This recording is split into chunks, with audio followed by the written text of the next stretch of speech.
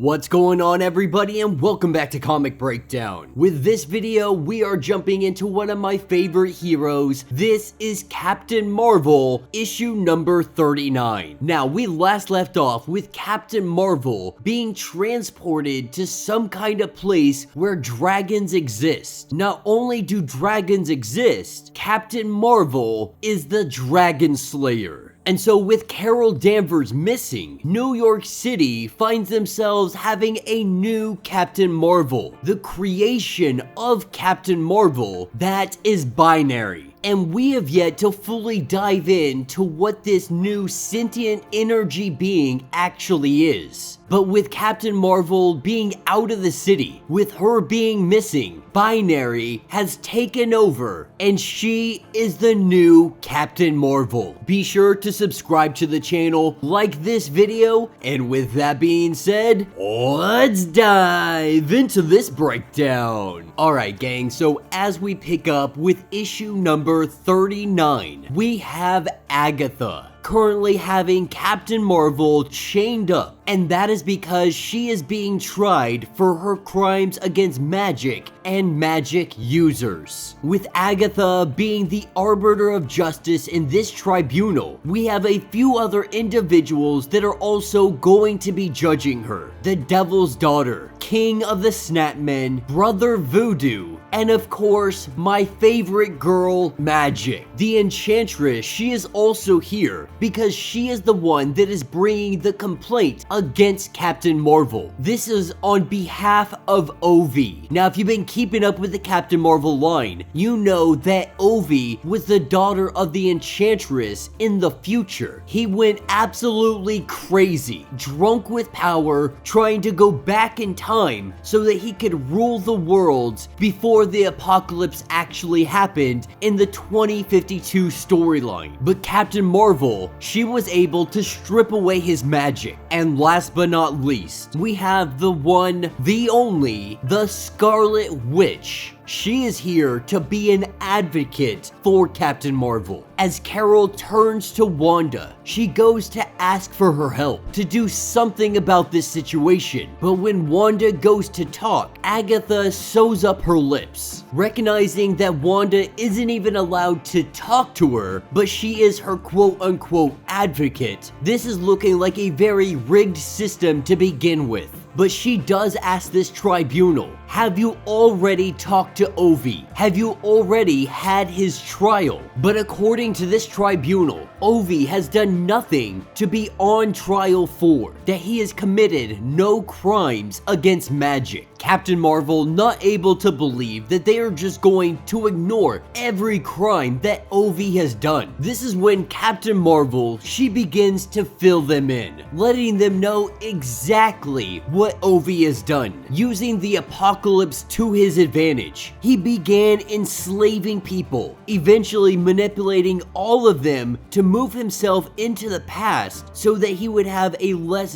doomed environment. Even having Magic herself up in chains. Emma Frost and Captain Marvel being the ones to free her, but they were too late in stopping Ovi from traveling to this timeline. Agatha letting Captain Marvel know that none of that is relevant. Even if there were evidence of all of these crimes she says he committed, which there is not any evidence, these are not crimes against magic or magic users, and thus has nothing to do with this tribunal. This tribunal not caring if Carol Danvers recognizes their authority or not. Captain Marvel is going to be dealt with regardless if she agrees with any of this or not. Everyone here is here for a very particular purpose. And it's not to chit-chat or to debate on the severity of her crimes and if she is guilty or not. The truth is, this tribunal, they already know what happened and why it happened. There is no doubt that she has committed the crimes that she is accused of, enlisting another magic user and an ancient and respected relic in order to do this. This is not a trial to determine her guilt, but a trial to determine her worth. Agatha letting her know that you being a hero, it definitely counts when it comes to this trial. And this is exactly why they're even having a trial to begin with. But just because she has devoted herself to being a superhero, it doesn't mean that she is suited for it. If they see that she is unfit to be a superhero, to wield the power that she does as Captain Marvel, then they will remove her from this role and they will find a suitable replacement. Now, of course, this makes Carol Danvers, she really has a pause for a moment, not believing that it is even possible for them to do something of that manner. Agatha simply says, "Try us." The Scarlet Witch had warned Carol Danvers that she was going down a very dark path,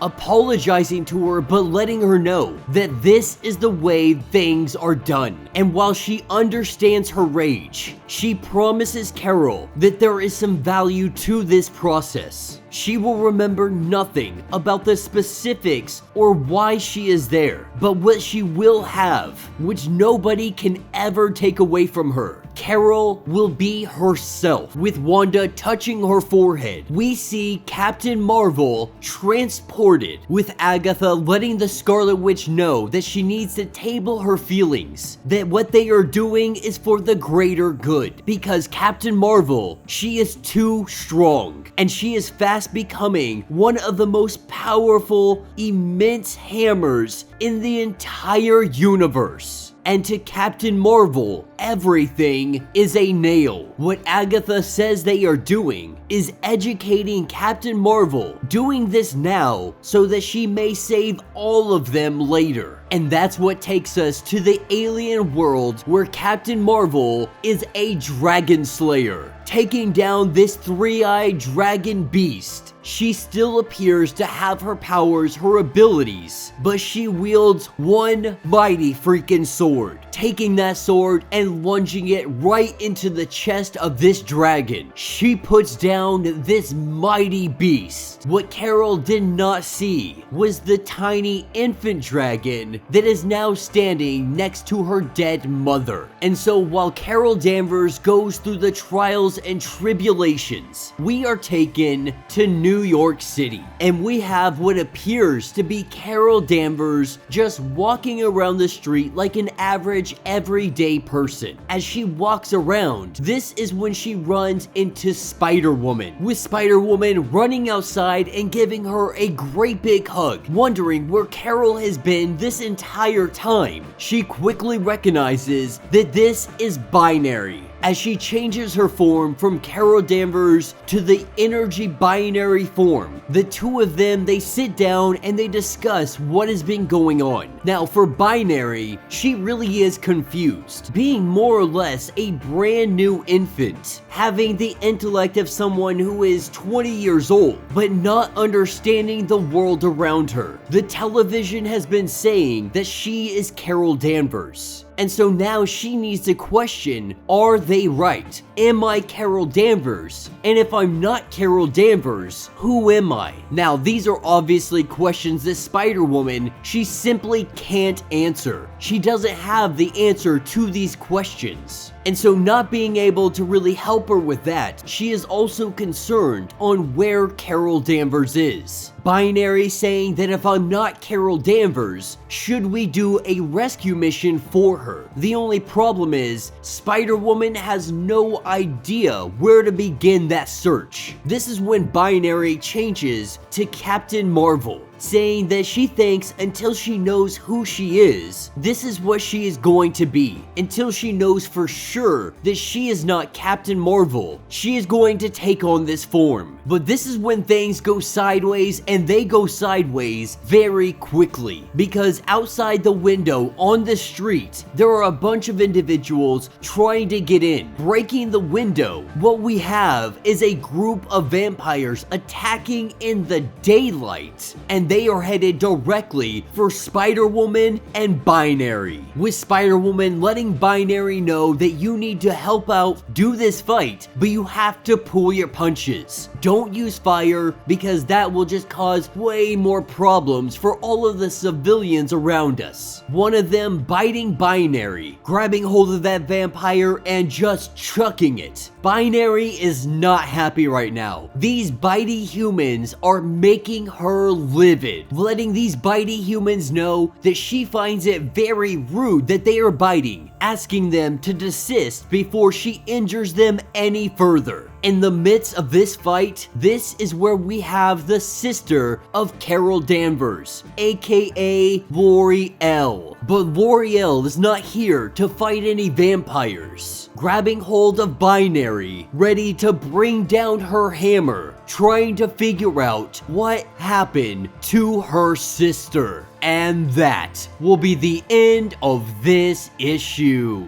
So let me know what you guys think down in the comments. You know, I've said it once, I've said it 1,000 times, I absolutely love Kelly Thompson's run of Captain Marvel. The stories have been absolutely phenomenal, and this one is leading into something absolutely fantastic. I am a big fan of the post-apocalyptic world 2052 that they are referring to, Captain Marvel: The New World. It's actually a really awesome and phenomenal story, and we are seeing the ramifications of all that happen. Now, this magic tribunal, the one that is putting Carol Danvers through these trials, it doesn't seem like they are necessarily going to try her on the fact that she took Ovi's power, but the fact that she has gathered all of this power, all of this knowledge. Like Agatha said, she is easily becoming one of the most powerful hammers in the entire universe. Carol Danvers' solution to everything is to be a hammer and smash everything like it is a nail. It appears that this is Agatha and all of the others' way of ensuring that Carol Danvers doesn't get out of control, that she doesn't act just like a hammer in every single situation that she is put in, that she might be able to punch her way out of anything, but sometimes